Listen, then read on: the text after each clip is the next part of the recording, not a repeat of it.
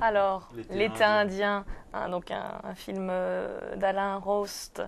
Que dire de l'été indien? Donc, c'est l'histoire d'un père et de sa fille qui vivent dans un petit village des Alpes du Sud, le bon vieux village où il se passe rien.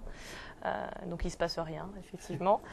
Donc le père reçoit un beau jour une lettre qui va bouleverser un petit peu le film et surtout sa relation avec sa fille, parce qu'en fait c'est une lettre qui vient, parce que la mère est absente, qui vient de la mère en question. Et donc voilà, lui a le contenu de la lettre, la fille ne l'a pas. Et il va essayer de lui dire le contenu de la lettre, mais il met tout le film pour lui dire.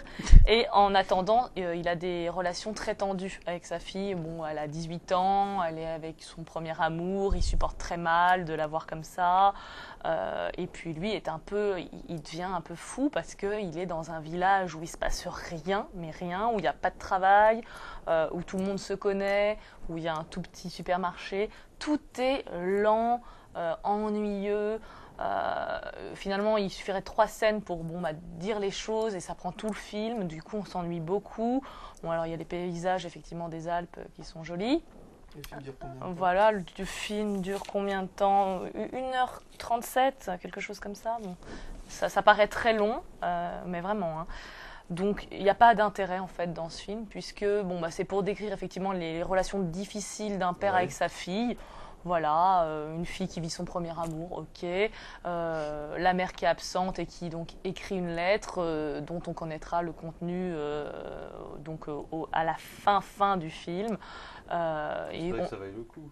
Et donc du coup, ouais, est-ce qu'on est content? Est-ce qu'on est content? Est-ce qu'on apprend? Non, parce qu'en fait, on devine malheureusement le contenu avant qu'il lui dise. Donc du coup, c'est ça qui est agaçant parce qu'on sait et on a envie de lui dire, mais enfin, vas-y, vas-y. Voilà.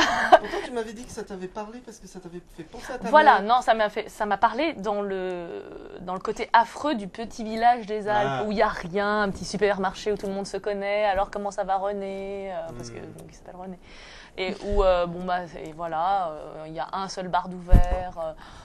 Enfin vraiment, il y a rien qui se passe. Et donc dans sa vie, tout ce qui se passe, c'est cette fameuse lettre dont il va réfléchir. C'est un personnage un peu tracassé. Hein. Il devient, à force d'être dans ce lieu-là où il n'y a rien à faire, un peu fou au bout d'un moment. On a l'impression qu'il va péter vraiment un plomb. Donc c'est bien entretenu. Ça, on a l'impression qu'il va vraiment faire peut-être une grosse erreur. Mais malheureusement, il ne le fait jamais. Voilà, c'est Il ça ne pète le petit jamais côté les plombs. haletant du film. Oui. Et il a voulu accentuer les émotions du père et celles de la fille avec un rythme très lent. Et c'est complètement raté en fait, puisque finalement c'est l'ennui qui ressort. D'accord, Voilà. tu as mis...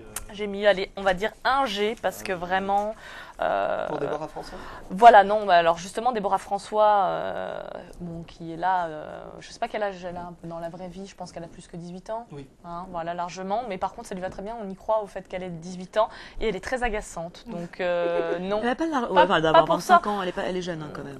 Oui, non, elle est non, pas elle trop doit loin, avoir non, mais 21, 22, elle je a pense. un Elle pourrait visage pas être très... la fille de Clovis Cornillac, mais... Voilà, elle a un visage, très enfantin, donc Est-ce ça, qu'elle est mieux que dans Les Femmes de l'ombre?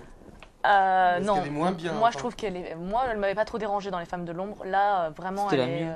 agaçante, dans ce film. Bon. Voilà.